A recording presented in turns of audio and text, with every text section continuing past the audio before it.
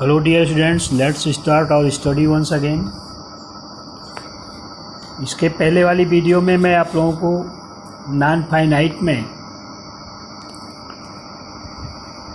Simple infinitive की एक heading पढ़ाया था, वो थी सब्जेक्ट टू अ वर्ब। आज मुझे एज एन ऑब्जेक्ट पढ़ाना है, चाहे उसे कहा जाए एज एन ऑब्जेक्ट और चाहे कहा जाए कि ऑब्जेक्ट टू अ वर्ब। तो इसकी फ़ोटो खींचकर, इस नोट्स की जो है वो फ़ोटो खींचकर मैं आपके पास भेजा था, उसे आप अपनी कॉपी में व्यवस्थित किए होंगे, अच्छी बात है। देखिए इसमें लिखा क्या है, जब हिंदी वाक्य में कोई शब्द होना चाहिए, इसको आप बना लीजिएगा। जब हिंदी वाक्य में कोई ना नी ने लगी हुई क्रिया वाक्य में ही प्रयुक्त किसी अन्य क्रिया के कर्म का काम करे, मतलब आपका वाक्य हिंदी में लिखा गया होगा, उसमें कोई ना नी ने लगी हुई क्रिया होगी और वह ना नी ने लगी हुई क्रिया निश्चित रूप से वाक्य में ही पाई जाने वाली किसी अन्य क्रिया के कर्म का काम करेगी, किसी अन्य क्रिया का कर्म बनेगी।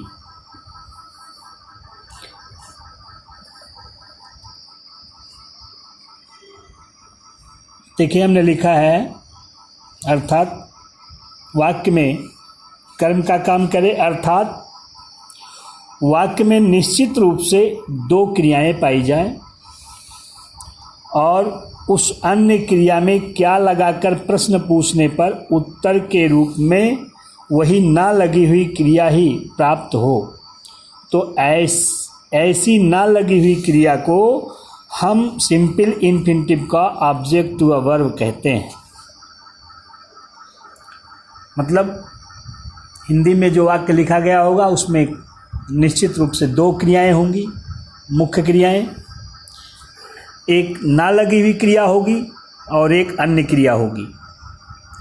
जो ना लगी हुई क्रिया होगी वो उसी अन्य क्रिया का कर्म बनेगी, अर्थात उस अन्य क्रिया में क्या लगा करके प्रश्न पूछने पर, जैसा कि आप जानते हैं कि डायरेक्ट ऑब्जेक्ट का पता लगाने के लिए क्रिया में क्या लगा करके प्रश्न पूछा जाता है, तो वैसे ही आप उस अन्य क्रिया में अगर क्या लगा करके प्रश्न पूछेंगे तो उत्तर के रूप में वही ना लगी हुई क्रिया ही स्पष्ट होगी।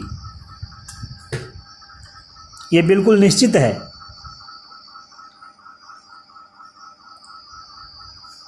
अब देखिए, जैसे ऐसे वाक्यों का अनुवाद करने हेतु पहले हम उस ना लगी हुई क्रिया को उसके कर्म आदि सहित वाक्य से बाहर निकालते हैं और शेष भाग का नियमानुसार अनुवाद करके टू के साथ इस ना लगी हुई क्रिया की प्रेजेंट फॉर्म, मतलब पहली अवस्था तथा इसका कर्म आदि लिख देते हैं।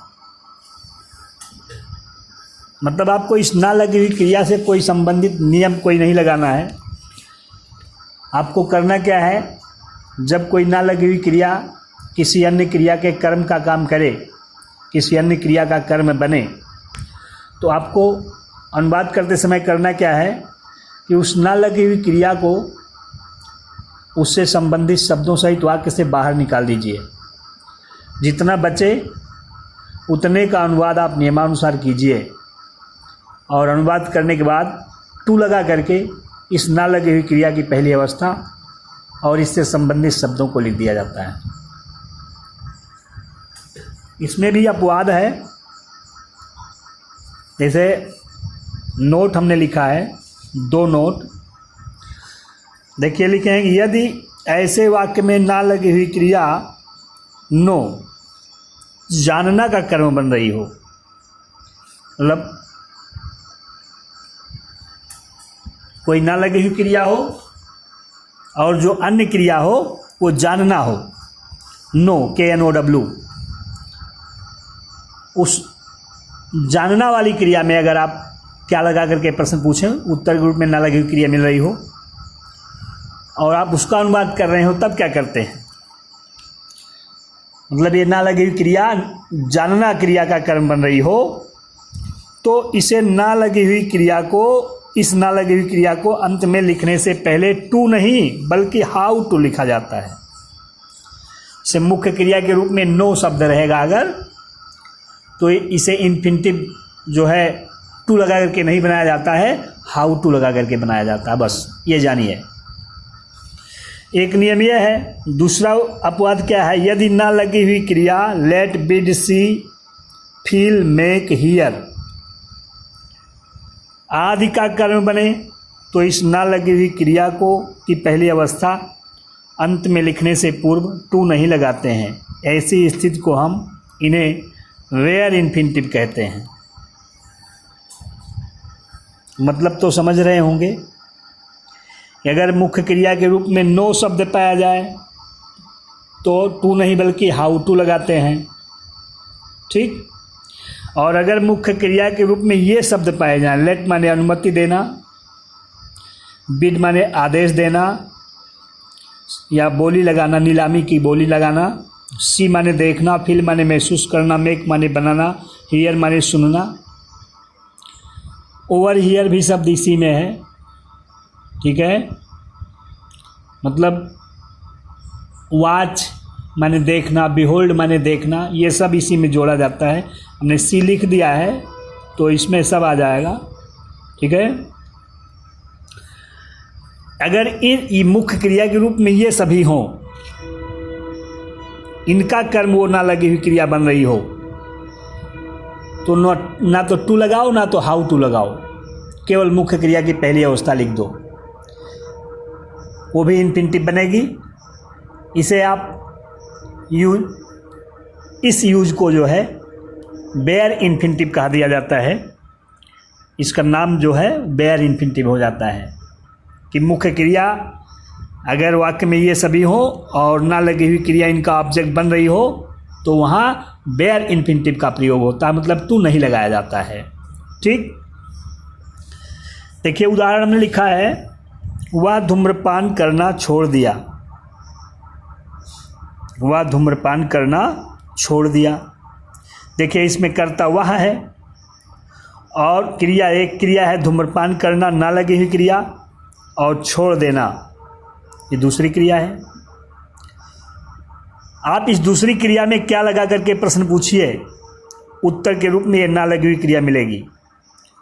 क्या छोड़ दिया? धूम्रपान करना छोड़ दिया। इसे कहा जाए वह अपनी चाबी छोड़ दिया, वह उस हथियार को छोड़ दिया। क्या छोड़ दिया? तो चाबी, हथियार, यही तो कर्म बनेगा। लेकिन चाबी या हथियार जो है वो संज्ञाएं हैं। यहां ना लगी हुई क्रिया जो है वो संज्ञा का काम करती है ना। इसमें क्या छोड़ दिया? तो पता चला कि धूम्रपान करना छोड़ दिया, ना लगी हुई क्रिया छोड़ दिया। ये ऑब्जेक्ट बन रही है छोड़ने का। इसे कहा जाए कि वह दरवाज़ा बंद किया। क्या बंद किया? दरवाज़ा। इन दरवाज़ा जो है वो संज्ञा है, ऑब्जेक्ट का काम कर रही है, डायरेक्ट ऑब्जेक्ट बन रही है। उस संज्ञा के स्थान पर आप ना लगी हुई क्रिया लगा दीजिए। जैसे कहा जाए कि वह दरवाज़ा बंद कर दिया, तो दरवाज़ा के स्थान पर कोई ना लगी हुई क्रिया लगा दीजिए कि वह बोलना बंद कर दिया, वह हंसना बंद कर दिया, वह लिखना बंद कर दिया। बस समझ रहे हैं? वह नाटक लिखना बंद कर दिया,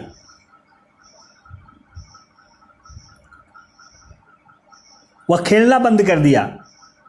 तो नाटक लिखना, खेलना, दौड़ना, हंसना, बोलना, ये बंद करने का ऑब्जेक्ट ही तो बन रही है ना लगी हुई क्रियाएं। वैसे ही ये है कि छोड़ दिया तो क्या छोड़ दिया, धूम्रपान करना छोड़ दिया, ना लगी क्रिया कर्म बन रही है। ऐसे वाक्यों को अनुवाद करने का सिस्टम क्या है, आपको मैं बताया हूं कि इसको ये ना लगी हुई क्रिया से संबंधित जितने भी शब्द हों उनको वाक्य से बाहर निकाल दीजिए। जैसे होता हुआ शराब पीना छोड़ दिया, तो पीना तो क्या पीना, शराब, ये इसी से जुड़ा रहता। ठीक है, आप शराब और पीना दोनों को निकाल देते हैं। यहाँ धूम्रपान करना तो ये निकल गया, बचा क्या, वह छोड़ दिया।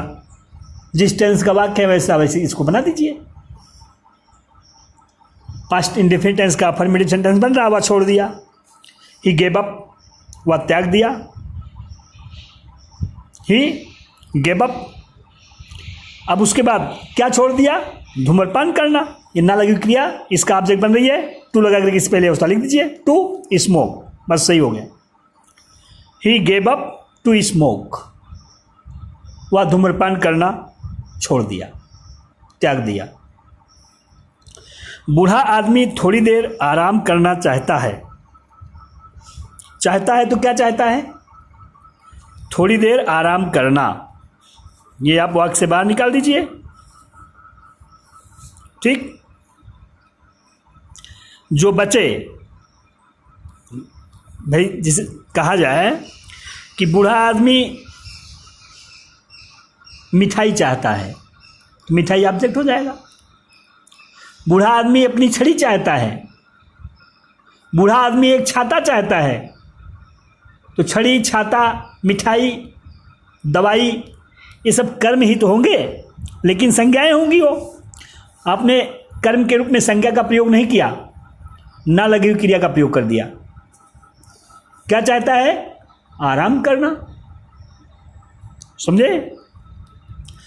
तो आप आराम करना और इससे संबंधित सब कितनी देर, थोड़ी देर, इतना बाहर निकाल दीजिए। बचेगा क्या, बूढ़ा आदमी चाहता है, present indefinite tense, affirmative sentence, कर्ता मुख्य क्रिया की पहले अवस्था कर्म, किंतु यदि कर्ता एक वचन हो तो मुख्य क्रिया में एस ई एस अथवा आई एस जोड़ देते हैं। कर्ता द ओल्ड मैन चाहता है, वांट्स, एक वचन है इसलिए यस लगा दिया। द ओल्ड मैन वांट्स, बूढ़ा आदमी चाहता है, इतना हो गया। अब इसका कर्म ही तो लिखना है, टू लगा करके इसकी ना लगी क्रिया बना दीजिए कर्म। टू आराम करना, रिपोज, आराम करने का अंग्रेजी repose. The old man wants to repose, थोड़ी देर मतलब for a while. The old man wants to repose for a while, थोड़ी देर। घोड़े दौड़ना पसंद करते हैं, घोड़े दौड़ना पसंद करते हैं। दो क्रिया है, एक दौड़ना, एक पसंद करना। पसंद करते हैं, क्या पसंद करते हैं, दौड़ना। ये ना लगी क्रिया इस पसंद करना का कर्म बन रही है। ठीक, कर्म बना करके इसका अनुवाद करिए। कर्म बनाने के लिए क्या किया था, पहले इस ना लगी क्रिया को वाक्य से बाहर निकाल दीजिए, बचे हुए भाग का अनुवाद करिए। घोड़े पसंद करते हैं से कहा जाए, घोड़े शाकाहारी भोजन पसंद करते हैं, घोड़े हरी घास पसंद करते हैं। तो शाकाहारी भोजन, हरी घास, ये सब कर्म ही तो होगा पसंद करना का। तो उसी तरह से आपने हरी घास, शाकाहारी भोजन, चना, ये सब नहीं लिखा, बल्कि आपने लिख दिया दौड़ना पसंद करते हैं। क्या पसंद करते हैं, दौड़ना। ठीक, तो ना लगी हुई क्रिया पसंद करने का कर्म बन रही है, कर्म बना दीजिए इसे। घोड़े पसंद करते हैं, प्रेजेंट इंडेफिनिट टेंस का वाक्य है affirmative. The horses like, the horses like, घोड़े पसंद करते हैं। टू रन, दौड़ना। The horses like to run. उसके दादाजी उर्दू लिखना जानते थे। जानते थे तो क्या जानते, जैसे कहा जाए उसके दादाजी मुझको जानते थे, तो मुझे, मी मतलब ऑब्जेक्ट हो गया। हैं? उसके दादाजी तुम्हारा पता जानते थे, तुम्हारा पता ऑब्जेक्ट हो गया। वैसे यहाँ जानते थे तो क्या जानते थे? उर्दू लिखना जानते थे। ठीक, आप जानना का कर्म ये बन रहा है उर्दू लिखना, इसे आप वाक्य से बाहर निकालिए। लिखिए आप, उसके दादाजी जानते थे। उसके दादाजी जानते थे।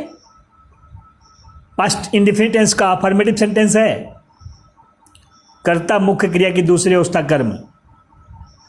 His father, his grandfather knew, know का past form, his grandfather knew. अब चूंकि नो क्रिया मुख्य क्रिया नो बन रही है, इसका कर्म कोई ना लगी हुई क्रिया बन रही है ना, ये लिखना, ये नो का कर्म बन रही है, तो अब टू नहीं लगेगा बल्कि हाउ टू लग जाएगा। यहाँ देखो हमने हाउ टू लिख दिया है, how to write Urdu. His grandfather knew, his grandfather knew how to write Urdu. इस तरह से देखो 4 वाक्य हो गया। 5वां वाक्य देखो, वे सब पदक जीतने का प्रयास नहीं किए।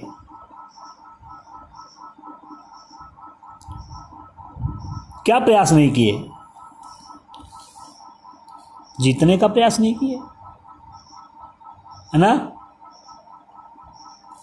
तो आप लिखेंगे जीतना और पदक, ये निकल जाएगा, बचेगा वे सब प्रयास नहीं किए। वे सब प्रयास नहीं किए। पास्ट इंडेफिनिट टेंस का निगेटिव सेंटेंस है, कर्ता सहायक क्रिया नॉट मुख्य क्रिया की प्रेजेंट फॉर्म, मतलब पहली अवस्था। पास्ट इंडेफिनिट टेंस की सहायक क्रिया डिड, कर्ता दे, सहायक क्रिया डिड नॉट, कर्ता सहायक क्रिया नॉट, मुख्य क्रिया try. They did not try, वैसा प्रयास नहीं किए, ये हो गया। अब ट्राई का ऑब्जेक्ट बन रही जीतना, टू लगा करी पहली अवस्था, टू विन द मेडल, पदक को। They did not try to win the medal, वैसा पदक जीतने का प्रयास नहीं किए। क्या तुम वहां जुआ खेलना सीखोगे?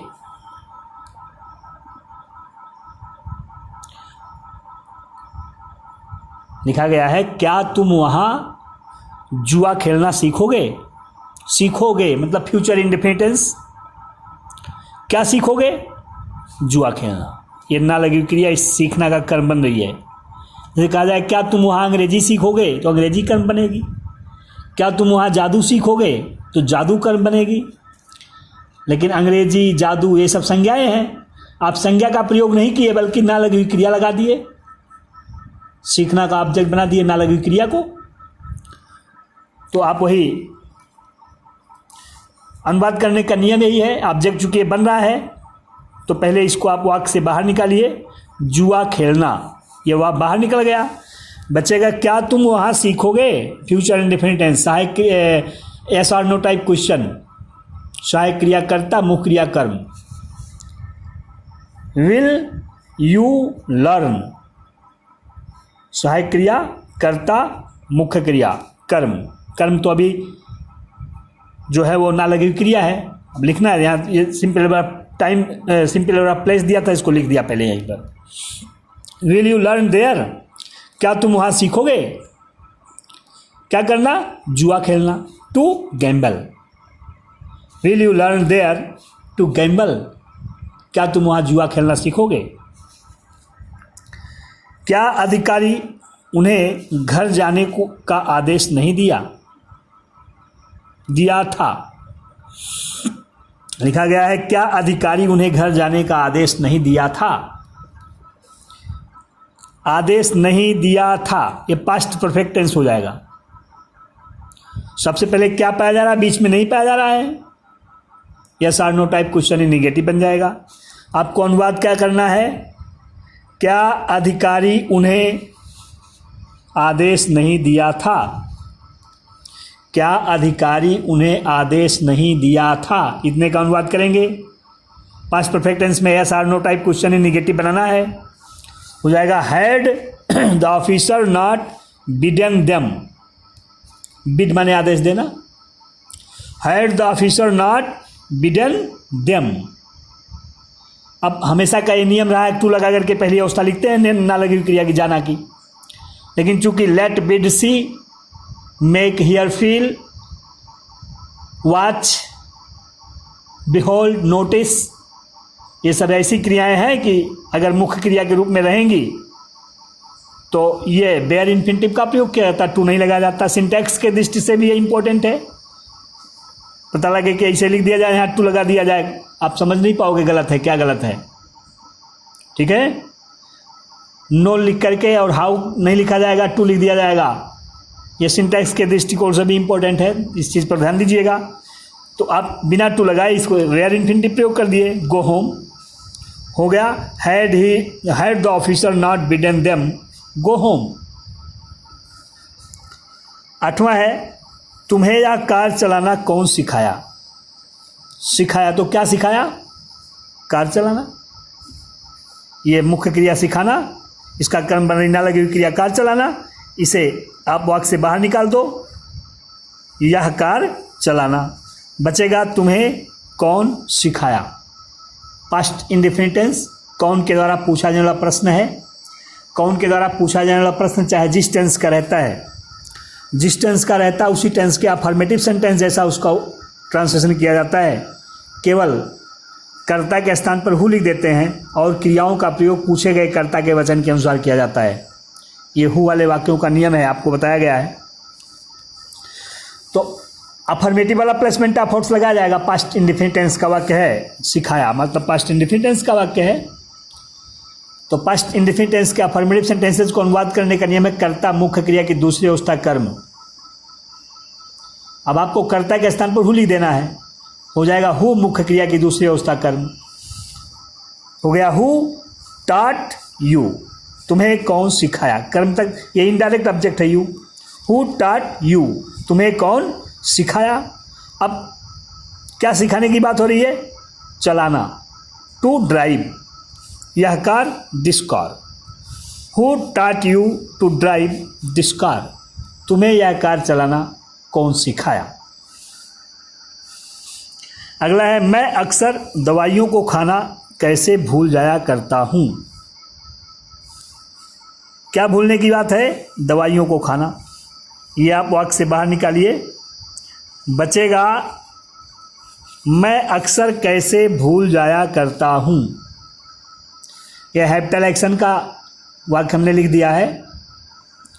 प्रेजेंट टेंस की आदत, वर्तमान काल की आदत पर प्रश्न पूछा जा रहा है, तो इसमें कर्ता अगर कोई जातवाचक संज्ञा होती तो बिना दी लगाए, कोई अकेली जातवाचक संज्ञा होती तो बिना दी लगाए आप प्रेजेंट इंडेफिनिट टेंस में लिख देते, लेकिन इसमें कर्ता मैं है, सर्वनाम है, तो कस्टम्ड टू का प्रयोग होगा। प्रश्नसूचक शब्द है हाउ, सहायक क्रिया एम, आई, अक्सर जो है वो ऑलवेज या नेवर की तरह से मुख्य क्रिया से पहले लिखा जाता, often, accustomed to forget, how am I often accustomed to forget, मैं अक्सर कैसे भूल जाया करता हूँ, इतना हो गया। अब टू लगा करके ना लगी हुई क्रिया पहली अवस्था, दवाई को खाना टेक मेडिसिन होता है, टू टेक द मेडिसिन, हमने लिख दिया how am I often accustomed to forget to take the medicine. तुम अपना बिस्तर लगाना क्यों नहीं याद कर सके, कर सके मतलब भूतकाल की बात है, ये सामर्थ्य की बात है, कुड का प्रयोग हो जाएगा Y could you not, WH type question in negative है, हो गया Y could you not remember, तुम याद क्यों नहीं कर सके, क्या याद करने की बात है, अपना बिस्तर लगाना, टू कास्ट योर बेड, ठीक, why could you not remember to cast your bed, तुम अपना बिस्तर लगाना क्यों नहीं याद कर सके। अब इस तरह से ये आपको मैं ऑब्जेक्ट टू अ वर्ब वाला उदाहरण समझाया, इसे आप अपनी कॉपी में व्यवस्थित करके रखिएगा। अब अगली वीडियो में आपको कॉम्प्लीमेंट टू अ वर्ब बताया जाएगा। धन्यवाद।